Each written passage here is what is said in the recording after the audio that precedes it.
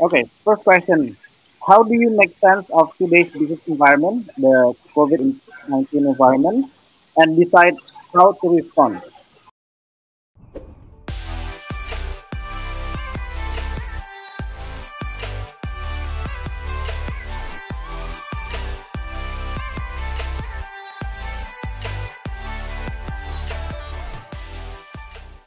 Okay. Next question. Uh, were there any challenges you faced in the first few months of building the company? How long did it take for you to get your first early customers? Mas Meidy, start with you. I think the biggest challenge in the early days is getting a good talent. Yeah, it's really hard because there's only two person, me and Paris, as my co-founder and CTO, and then how we can convince high potential talent to trust us, which is no, what is it? No a good background in this. We are not having a startup before. We are still. This is our first startup, our first betting in them. So yeah, it's really one of the hardest parts to have the challenge. But I think there's a blessing and a disguise in there because yeah, I cannot just like what Martyn said because I'm still what is it? I'm still a beginner in this area to manage your research. So at the first, there's mistake like focus. So we are have a very focus. So one of the interesting part, I think one of the mistakes in our earlier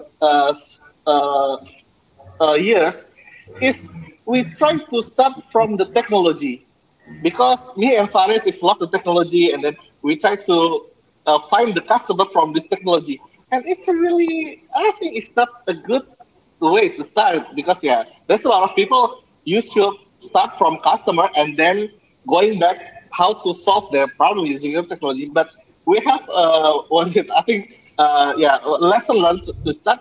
But the blessing from that start actually a lot of people, a lot of talent that love about the technology, love to creating a value from this technology that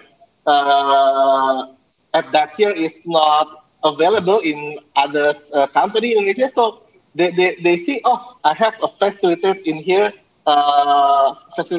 to what is it?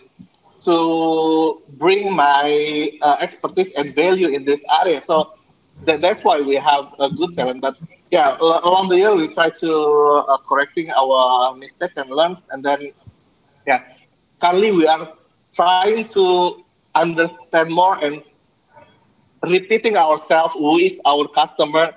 Is it really this definition is our customer, and then what they really need, and we try to deliver it. So yeah, I think that's one But of the yeah. how long did it take for you to get your first early customer? Forgot. I think about like 1.5 year is very long because at the beginning we don't know where to go, so we are pivoting. Actually, when I pitched to you, Arya, I pitched another deck that, and then pivoting to another when we were doing implementation. So we're trying to figure out what we try to do. Even today, we still okay. What we are trying to do to understand more to create the product that have a sustainability of for the future. I think the first idea that you created was the data marketplace. Yeah, that's about the best. Yeah, I still remember. And but I think what you built is that from that technology you built a solution on top of it. Yeah, yeah, So the technology that you built is not wasted.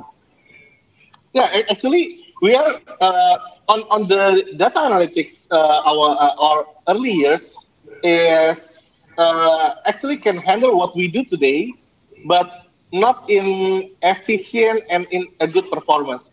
But the architecture, the principles of how we do it is actually we try to what is it, bring those concepts into what we do today. Yeah. I still remember then why it's called Nodeflux because of the Yeah, and the flow from node to a node. yeah. Okay, thank you, Mas Mehdi. How about you, Martyn? What was Well, I mean, challenge? there was a lot of challenges because when we we are an upside down startup, really. This was me and David Panjaitan basically had the concept, had the plan, knew what we wanted to do, but had the money, had everything, but we didn't have the staff to build the product. So it's completely the opposite to everybody else. And when at first, it was, I mean, a real big challenge trying to find the right people. I was moving to my, I think, 5th country in Asia.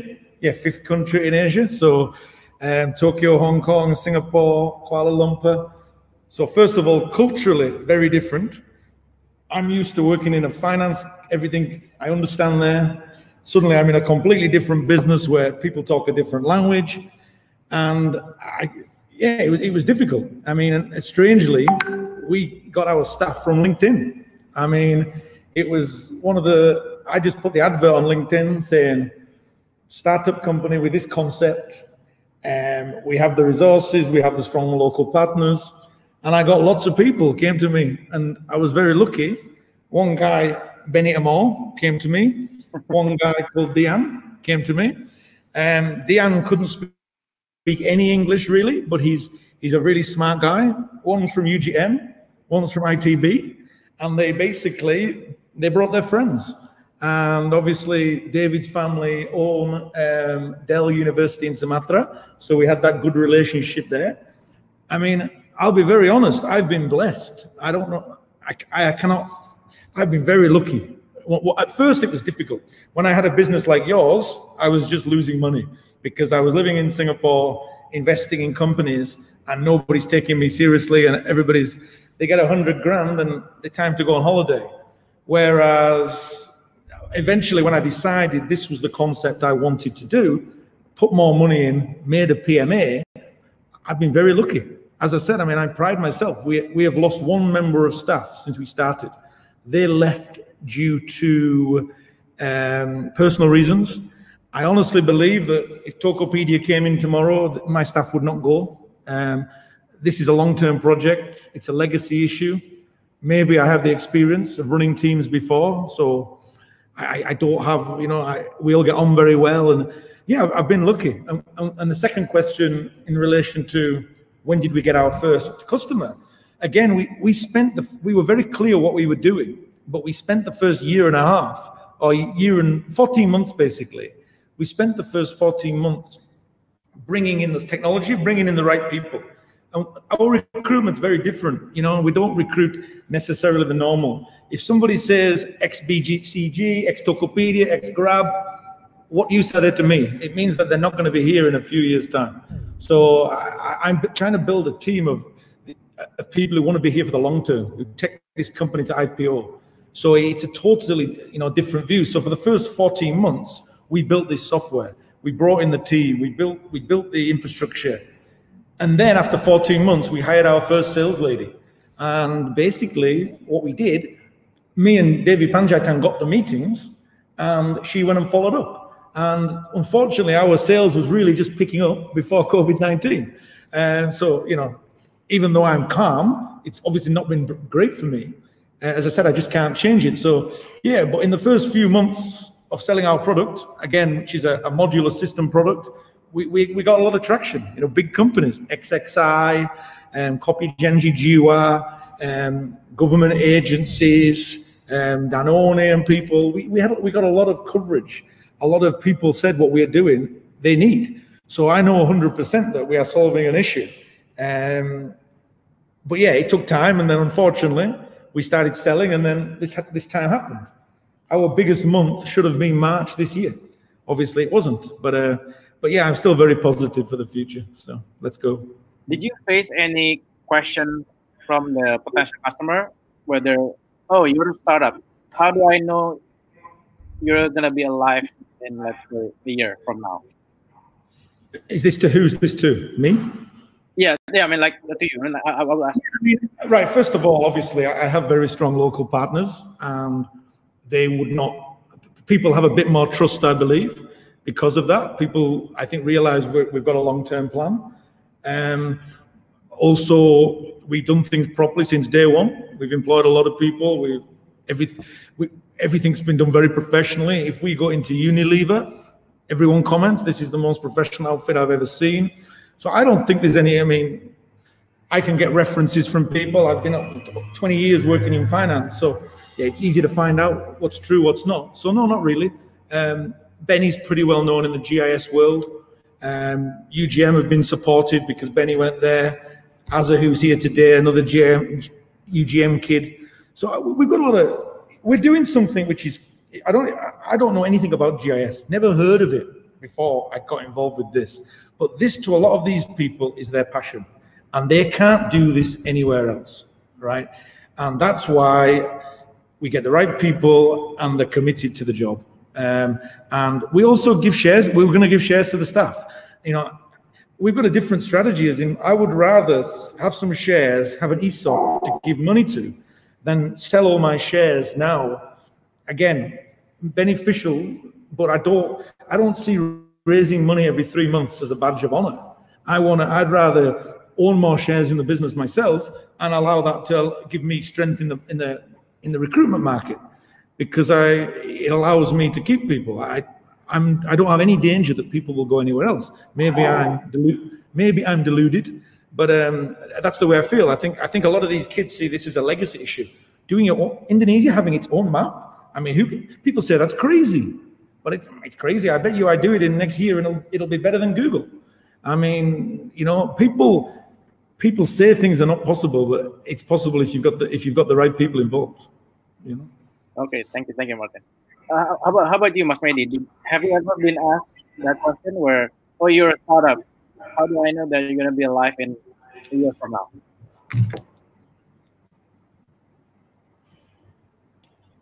Mas Meidy? Sorry. Yeah. I don't think so. Yeah, I cannot remember this kind of situation. But there's a moment that we've been questioned about the quality of our facilities and then compared with global vendor like Huawei, Vigilant, and EC from Japan.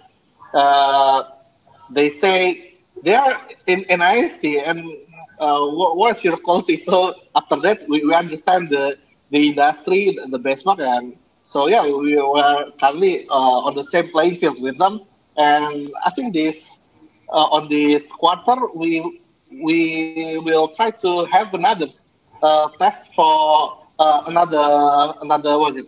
Another scope, yeah, like still around biometrics, but on another implementation. So yeah, we will try to put our product standard and quality in a global benchmark. That's what we try to do. Asking Martyn, how can Bhumi Varta lead the market of location intelligence in less than 2 years?